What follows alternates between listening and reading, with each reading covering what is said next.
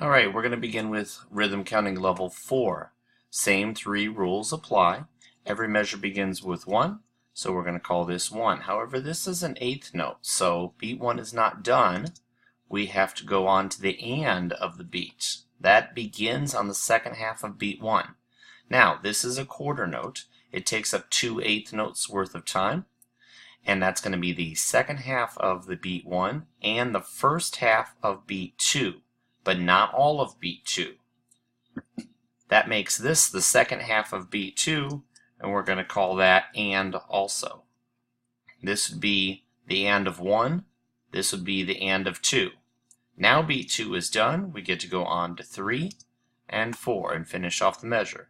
This will sound 1 and 3, 4. Beat 2 is right here, the second half of the quarter note. Measure 2 is very similar.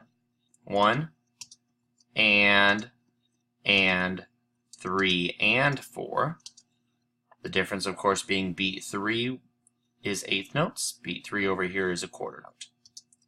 Now we get to eighth notes on the beat or eighth notes off the beat. We begin this measure with 1, of course. This is a quarter note, takes up all of beat 1, so we call this 2. This is an eighth note. It only takes up the first half of beat 2. Therefore, we have to call this the and of 2. And remember, rests get parentheses. Now beat 2 is done with these two symbols put together, the eighth note and the eighth rest. Therefore, we can call this beat 3. This is an eighth note, so that is the and of 3, and this becomes 4 now that beat 3 is done. Again, measure 1, the first note is always 1.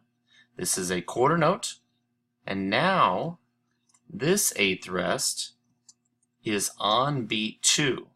This eighth rest is on the and of beat 2. And it's important to notice the distinction between these two eighth rests. They look the same, but because of what comes before it, this belongs right on the beat. This belongs on the and of the beat, the second half of the beat. This is the second half of beat 2. So we would call it and. Now beat 2 is done with these two symbols put together. This becomes 3 and finish off the measure with 4.